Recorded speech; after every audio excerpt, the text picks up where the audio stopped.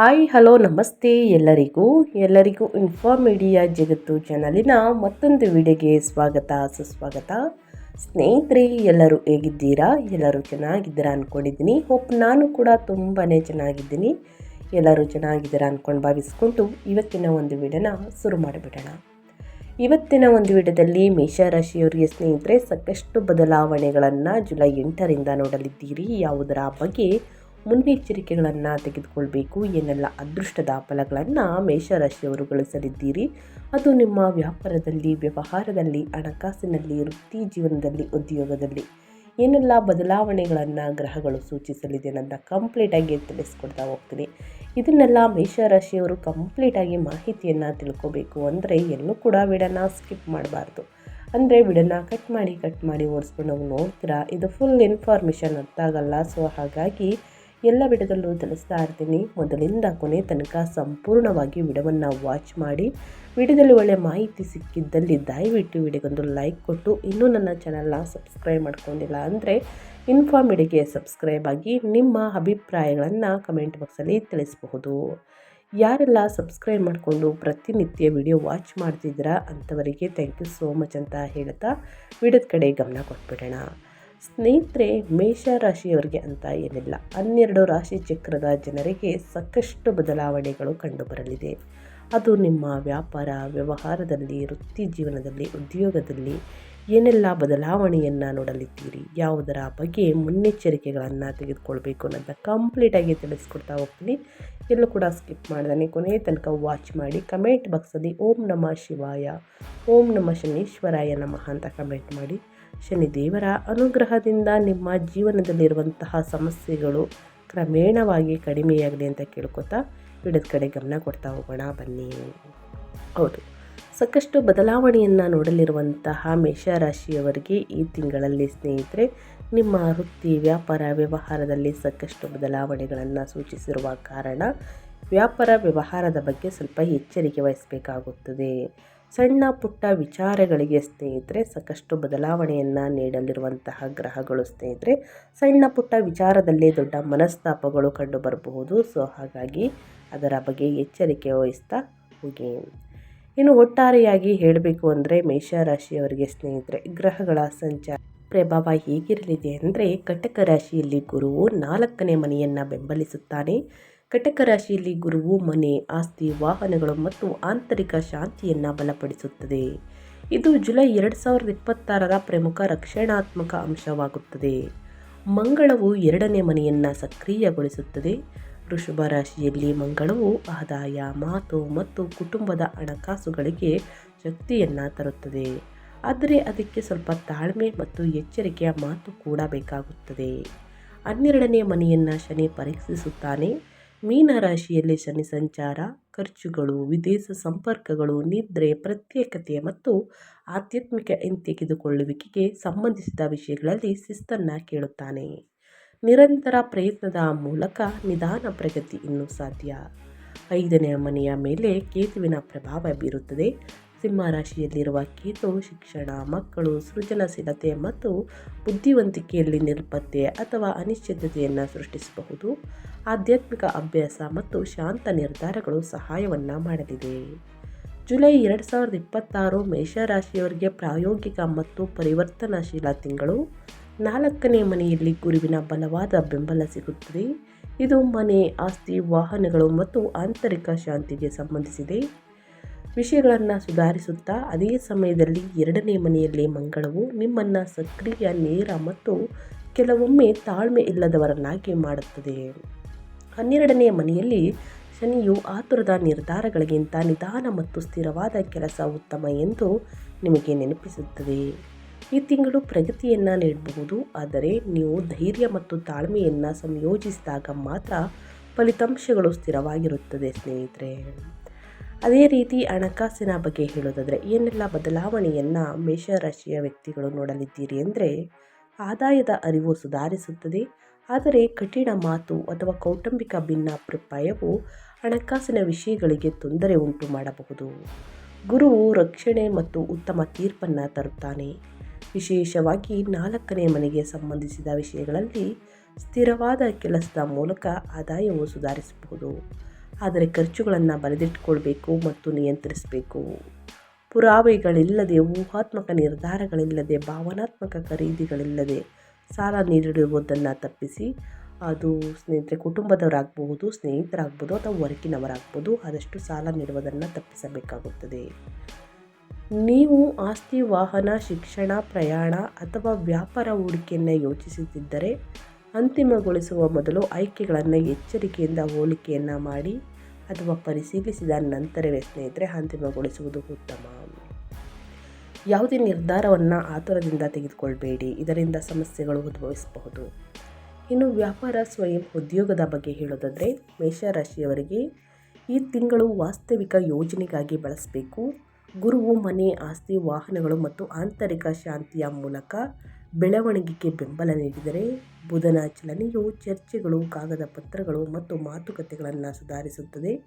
ನಿಮ್ಮ ಕ್ಷೇತ್ರವನ್ನು ಅವಲಂಬಿಸಿ ಹೊಸ ಗ್ರಾಹಕರ ಸಂಪರ್ಕಗಳು, ಪ್ರಯಾಣ ಅಥವಾ ಆನ್ಲೈನ್ ಸಂವಹನದ ಮೂಲಕ ಬರಬಹುದು. ಭಾವನೆ ಅಥವಾ ಒತ್ತಡದ ಮೇಲೆ ಮಾತ್ರ ವಿಸ್ತರಿಸಬೇಡಿ.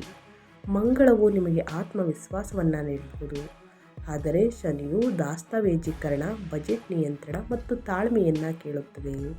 ನಿರ್ಧಾರಗಳನ್ನು ಸರಿಯಾಗಿ ಪರಿಶೀಲಿಸಿದಾಗ ರಿಯಲ್ ಎಸ್ಟೇಟ್, ಶಿಕ್ಷಣ, ಸಲಹಾ, ಸಂವಹನ, ತಾಂತ್ರಿಕ ಕೆಲಸ, ವ್ಯಾಪಾರ ಮತ್ತು ಸೇವಾ ಆಧಾರಿತ ಚಟುವಟಿಕೆಗಳು ಪ್ರಗತಿಯನ್ನು ಸಾಧಿಸಬಹುದು. ವ್ಯಾಪಾರ ವ್ಯವಹಾರದಲ್ಲಿ ಸಹೋದ್ಯೋಗಿಗಳೊಂದಿಗೆ ಅಥವಾ ಸ್ನೇಹಿತರೆ ನಿಮ್ಮ ಕೆಳಮಟ್ಟದಲ್ಲಿ ಕೆಲಸವನ್ನು ಮಾಡುವವರಿಗೆ ದುಡುಕಿನ ಮಾತುಗಳು ಒಳಿತಲ್ಲ. ಸೊ ಹಾಗಾಗಿ ಅವರ ಮೇಲೆ ಸ್ನೇಹಿತರೆ ಸಣ್ಣ ಪುಟ್ಟ ಮಾತುಗಳಿಂದ ದೊಡ್ಡ ಜಗಳಗಳಾಗಬಹುದು. ಸೊ ಹಾಗಾಗಿ ಹೊಂದಾಣಿಕೆ ಅನ್ನೋದು ಬಹಳ ಮುಖ್ಯ ಸ್ನೇಹಿತರೆ. ಯಾವುದೇ ವ್ಯಾಪಾರ ವ್ಯವಹಾರವನ್ನು, ಒಪ್ಪಂದವನ್ನು ತೆಗೆದುಕೊಳ್ಬೇಕು ಅಂತಂದರೆ ಸ್ನೇಹಿತರೆ ಆ ಪಾಲುದಾರಿಕೆಯಲ್ಲಿ ಸಹಿಯನ್ನು ಹಾಕಬೇಕಾದ್ರೂ ಕೂಡ ದುಡುಕಿನ ನಿರ್ಧಾರದಿಂದಲೇ ಸಾಕಷ್ಟು ಸಮಸ್ಯೆಗಳು ನಿಮ್ಮಿಂದಲೇ ಆಗಿರುತ್ತದೆ. ಸೊ ಹಾಗಾಗಿ ಯೋಚಿಸಿ ನಿರ್ಧಾರಗಳನ್ನು ತೆಗೆದುಕೊಳ್ಳಿ. ಬೇರೆಯವರ ಮೇಲೆ ಸ್ನೇಹಿತರೆ ನಾವು ಮಾತನ್ನು ಆಡಬೇಕಾದ್ರೆ ಬಹಳ ಎಚ್ಚರಿಕೆಯಿಂದ ಮಾತನ್ನು ಆಡಬೇಕಾಗುತ್ತದೆ. ಇದರಿಂದಲೇ ಸಮಸ್ಯೆಗಳು ಉದ್ಭವಿಸಬಹುದು. ಇನ್ನು ವೃತ್ತಿ ಮತ್ತು ಉದ್ಯೋಗದ ಬಗ್ಗೆ ಹೇಳೋದಾದರೆ ಆಸ್ತಿ, ವಾಹನ, ಆಡಳಿತ, ಶಿಕ್ಷಣ, ಸಾರ್ವಜನಿಕ ಬೆಂಬಲ ಮತ್ತು ಕಚೇರಿ ಸೌಲಭ್ಯಗಳಿಗೆ ಸಂಬಂಧಿಸಿದ ಕೆಲಸಗಳು ಸಕ್ರಿಯವಾಗುತ್ತವೆ.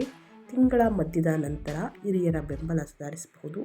ತಿಂಗಳ ದ್ವಿತೀಯಾರ್ಧವು ಹೆಚ್ಚು ನಿರ್ಣಾಯಕವಾಗುತ್ತದೆ, ಏಕೆಂದರೆ ಸೂರ್ಯನು ಕರ್ಕ ರಾಶಿಯಲ್ಲಿ ಉತ್ತುಂಗದಲ್ಲಿರುವ ಗುರುವಿನ ಜೊತೆ ಸೇರುತ್ತಾರೆ.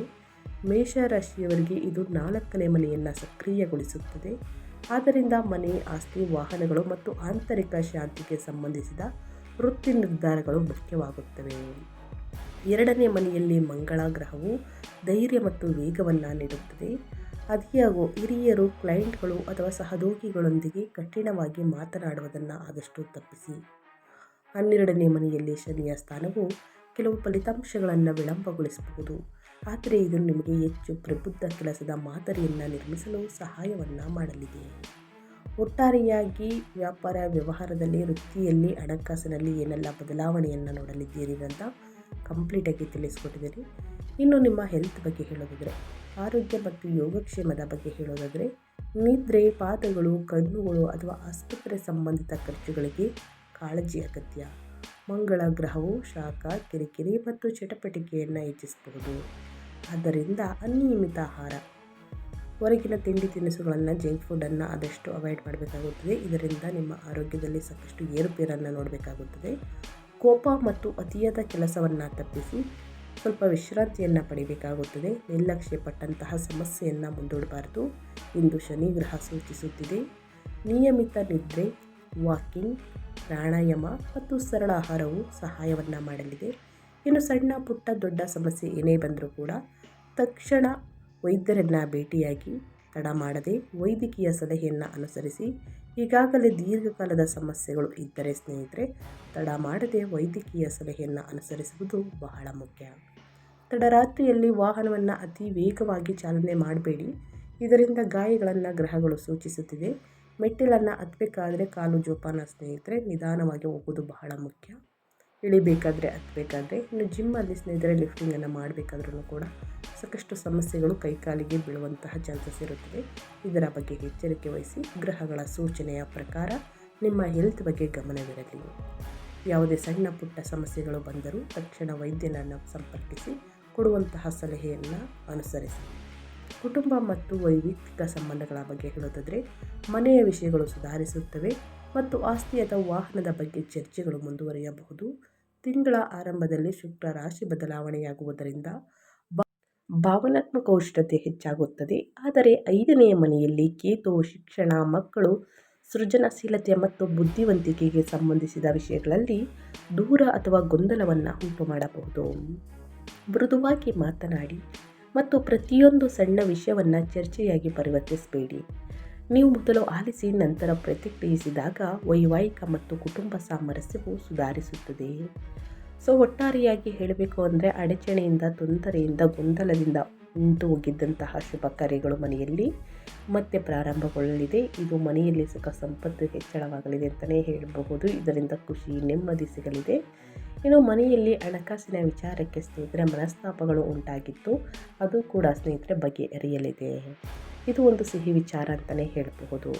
ಇನ್ನು ವಿದ್ಯಾರ್ಥಿಗಳ ಬಗ್ಗೆ ಹೇಳೋದಾದರೆ ಅವರ ವಿದ್ಯಾಭ್ಯಾಸದಲ್ಲಿ ಸೃಜನಶೀಲತೆ ಪ್ರಬಲವಾಗಿದೆ. ಆದರೆ ಕೇತುವಿನಂತಹ ನಿಲ್ಪತ್ತೆಯು ಏಕಾಗ್ರತೆಯನ್ನು ಕಡಿಮೆ ಮಾಡುತ್ತದೆ. ಧ್ಯಾನ ಅಥವಾ ಪರಿಷ್ಕರಣೆ ಸಹಾಯವನ್ನು ಮಾಡುತ್ತದೆ. ಬುಧನ ಚಲನೆಯು ಪರಿಷ್ಕರಣೆ, ಚರ್ಚೆ ಮತ್ತು ಲಿಖಿತ ಅಭ್ಯಾಸದ ಮೂಲಕ ಕಲಿಕೆಗೆ ಸಹಾಯವನ್ನು ಮಾಡುತ್ತದೆ. ಸ್ಪರ್ಧಾತ್ಮಕ ಪರೀಕ್ಷೆಗಳಿಗೆ ತಯಾರಿಯನ್ನು ನಡೆಸುವ ವಿದ್ಯಾರ್ಥಿಗಳು ನಿಗದಿತ ವೇಳಾಪಟ್ಟಿಯನ್ನು ಕಾಯ್ದುಕೊಳ್ಳಬೇಕು. ಇದರೊಂದಿಗೆ ಹೋಲಿಕೆ ಮಾಡುವುದನ್ನು ತಪ್ಪಿಸಿ ಒಂದೊಂದೇ ವಿಷಯವನ್ನು ಪೂರ್ಣಗೊಳಿಸುವತ್ತ ಗಮನ ಹರಿಸಿ. ಶಿಕ್ಷಕರು, ಹಿರಿಯರು ಅಥವಾ ಮಾರ್ಗದರ್ಶಕರ ಮಾರ್ಗದರ್ಶನ ಈ ತಿಂಗಳ ತುಂಬ ಉಪಯುಕ್ತವಾಗಿದೆ. ಒಟ್ಟಾರೆಯಾಗಿ ಮೇಷರಾಶಿಯವರು ಏನೆಲ್ಲ ಬದಲಾವಣೆಯನ್ನು ಜುಲೈ ತಿಂಗಳಲ್ಲಿ ನೋಡಲಿದ್ದೀರಿ, ಯಾವುದರ ಬಗ್ಗೆ ಎಚ್ಚರಿಕೆ ವಹಿಸಬೇಕು ಅನ್ನೋದನ್ನ ಕಂಪ್ಲೀಟಾಗಿ ತಿಳಿಸ್ಕೊಟ್ಟಿದ್ದೀನಿ. ಇಷ್ಟರಲ್ಲಿ ಏನೇ ಡೌಟ್ಸ್ ಇದ್ದರೂ ಕೂಡ ಕಮೆಂಟ್ ಮಾಡಿ, ಖಂಡಿತವಾಗಿ ಆನ್ಸರ್ ಮಾಡ್ತೀನಿ. ಇನ್ನು ಅನುಸರಿಸಬೇಕಾದ ಜ್ಯೋತಿಷ್ಯದ ಪರಿಹಾರಗಳನ್ನು ತಿಳಿಸ್ಕೊಡ್ತೀನಿ. ಈ ಪರಿಹಾರವನ್ನು ಅನುಸರಿಸುವುದರಿಂದ ಏನೇ ಸಮಸ್ಯೆಗಳಿದ್ರೂ ನಿವಾರಣೆಯಾಗಲಿದೆ. ಈ ತಿಂಗಳು ಒತ್ತಡವನ್ನು ಕಡಿಮೆ ಮಾಡಲು ಮತ್ತು ಗುರು, ಶನಿ ಮತ್ತು ಇತರ ಗ್ರಹಗಳ ಅನುಕೂಲಕರ ಫಲಿತಾಂಶಗಳನ್ನು ಬಲಪಡಿಸಲು ಈ ಸರಳ ಪರಿಹಾರವನ್ನು ಅನುಸರಿಸಿ. ಕೋಪ ಮತ್ತು ಕಠೋರ ಮಾತುಗಳನ್ನು ಕಡಿಮೆ ಮಾಡಲು ಮಂಗಳವಾರದಂದು ಸುಬ್ರಹ್ಮಣ್ಯ ದೇವರಿಗೆ ಪ್ರಾರ್ಥನೆಯನ್ನು ಸಲ್ಲಿಸಿ. ಸ್ಪಷ್ಟತೆ ಮತ್ತು ಭಯದಿಂದ ಮುಕ್ತಿಗಾಗಿ ಗಣಪತಿ ಅಥರ್ವಶೀರ್ಷವನ್ನು ಪಠಿಸಿ ಅಥವಾ ಕೇಳಿ. ಇನ್ನು ಶನಿಯ ಒತ್ತಡ ಕಡಿಮೆ ಮಾಡಲು ಶನಿವಾರದಂದು ಶನಿದೇವರಿಗೆ ಎಳ್ಳೆಣ್ಣೆಯಿಂದ ತೈಲಾಭಿಷೇಕವನ್ನು ಮಾಡಿಸಿ. ಶನಿವಾರದಂದು ಎಳ್ಳೆಣ್ಣೆಯ ದೀಪವನ್ನು ಹಚ್ಚಿ ಶನಿ ಸ್ತೋತ್ರವನ್ನು ಹೇಳಿ. ಗುರುವಾರದಂದು ಸ್ನೇಹಿತರೆ ಗುರು ಸ್ತೋತ್ರವನ್ನು ಹೇಳಿ ಗುರುರಾಯರ ಮಂತ್ರವನ್ನು ಪಠಿಸುತ್ತಾ ಬಡ ವಿದ್ಯಾರ್ಥಿಗಳಿಗೆ ನಿಮ್ಮ ಕೈಯಲ್ಲಾದಷ್ಟು ಸಹಾಯವನ್ನು ಮಾಡಿ. ಖಂಡಿತವಾಗಿಯೂ ನಿಮ್ಮ ಜೀವನದಲ್ಲಿರುವಂತಹ ಸಮಸ್ಯೆಗಳು ಕ್ರಮೇಣವಾಗಿ ಕಡಿಮೆಯಾಗಲಿದೆ. ಹಾಗಾಗಿ ಮೇಷರಾಶಿಯವರು ತಪ್ಪದೇ ಈ ಪರಿಹಾರಗಳನ್ನು ಮಾಡಿ ಅಂತ ಹೇಳ್ತಾ ನಾನು ವಿಡಿಯೋವನ್ನು ಎಂಡ್ ಮಾಡ್ತಾ ಇದ್ದೀನಿ. ಇವತ್ತಿನ ಒಂದು ವಿಡಿಯೋದಲ್ಲಿ ಸಂಪೂರ್ಣ ಮಾಹಿತಿ ಸಿಕ್ಕಿದ್ದಲ್ಲಿ, ಈ ವಿಡಿಯೋ ಯೂಸ್ಫುಲ್ ಅನಿಸಿದ್ದಲ್ಲಿ ದಯವಿಟ್ಟು ವಿಡಿಯೋಗೆ ಲೈಕ್ ಮಾಡೋದನ್ನ ಮರ್ತಿದ್ರೆ ಲೈಕ್ ಮಾಡಿ. ಇನ್ನೂ ನನ್ನ ಚಾನಲ್ನ ಸಬ್ಸ್ಕ್ರೈಬ್ ಮಾಡ್ಕೊಂಡಿಲ್ಲ ಅಂದರೆ ಇನ್ಫಾರ್ಮೇಟಿವ್ಗೆ ಸಬ್ಸ್ಕ್ರೈಬ್ ಆಗಿ ನಿಮ್ಮ ಅಭಿಪ್ರಾಯಗಳನ್ನು ಕಮೆಂಟ್ ಬಾಕ್ಸಲ್ಲಿ ತಿಳಿಸ್ಬೋದು. ಯಾರೆಲ್ಲ ಸಬ್ಸ್ಕ್ರೈಬ್ ಮಾಡಿಕೊಂಡು ಪ್ರತಿನಿತ್ಯ ವಿಡಿಯೋ ವಾಚ್ ಮಾಡ್ತಿದ್ದೀರಾ ಅಂಥವರಿಗೆ ಥ್ಯಾಂಕ್ ಯು ಸೋ ಮಚ್ ಅಂತ ಹೇಳ್ತಾ ನಿಮಗೂ ಮತ್ತು ನಿಮ್ಮ ಕುಟುಂಬಕ್ಕೆ ತುಂಬಾ ಒಳ್ಳೆಯದಾಗಲಿ.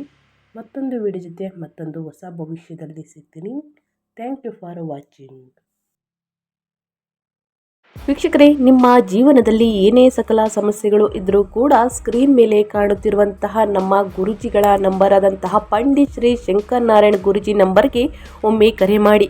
ಎಲ್ಲ ಸಮಸ್ಯೆಗಳಿಗೆ ಶಾಶ್ವತ ಪರಿಹಾರವನ್ನು ಮಾಡಿಕೊಡುತ್ತಾರೆ.